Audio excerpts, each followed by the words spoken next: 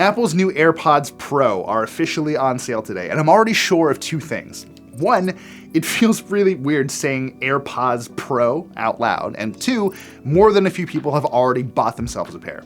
That means people out there are already starting to get a feel for what Apple's $250 earbuds are capable of, but while we work on our full review, I thought you and I should take a few minutes to dig into what's going on here and how well it works.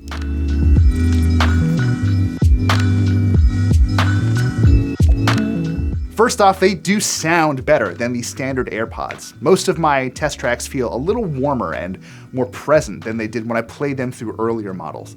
The difference can be pretty subtle, but it is noticeable.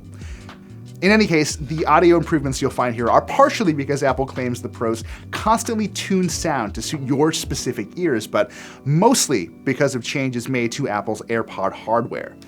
The Pros use a set of custom drivers and amplifiers that just produce better sound, but I think the company's approach to noise reduction might make a bigger contribution to overall sound quality.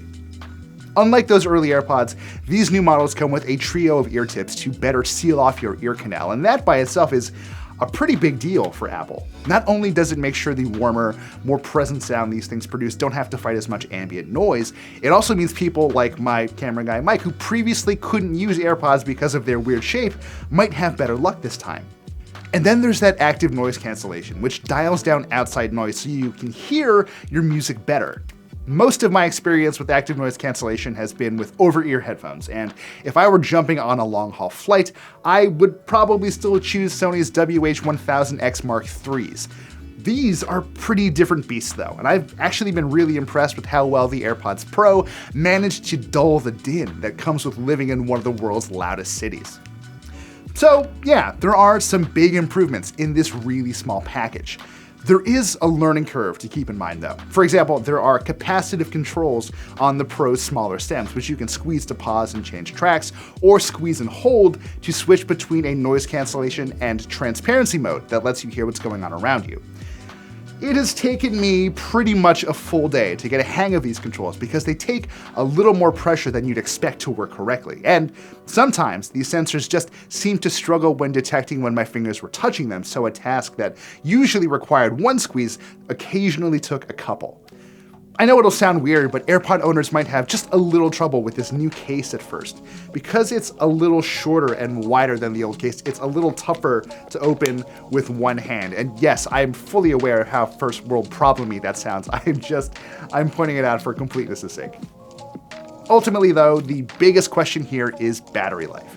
I got a little north of 4 hours off a single charge when I was listening to audiobooks last night, and that was with noise canceling on. If you pop into your Bluetooth settings and disable the built-in sound modes, you'll get closer to the 5 hours we squeezed out of earlier AirPods. Now, personally, I rarely used my own AirPods for more than 2 or 3 hours at a time, so the battery limitations have never really been a big deal. Still, if battery for you is a bigger concern than noise cancellation, there are definitely some longer lasting options out there. So, are these things actually worth $250? Well, I'm kind of on the fence. If you were considering buying AirPods anyway, these might be a no-brainer. They're only $50 more than the standard AirPods with a wireless charging case, although you can get those with pretty good deals sometimes. More importantly, I think the premium is still worth it. It's just that good. For everyone else though, for people who weren't part of the AirPod camp to begin with, this decision is a lot more difficult. So be sure to stay tuned and subscribe to Engadget to see what we figure out in our full review.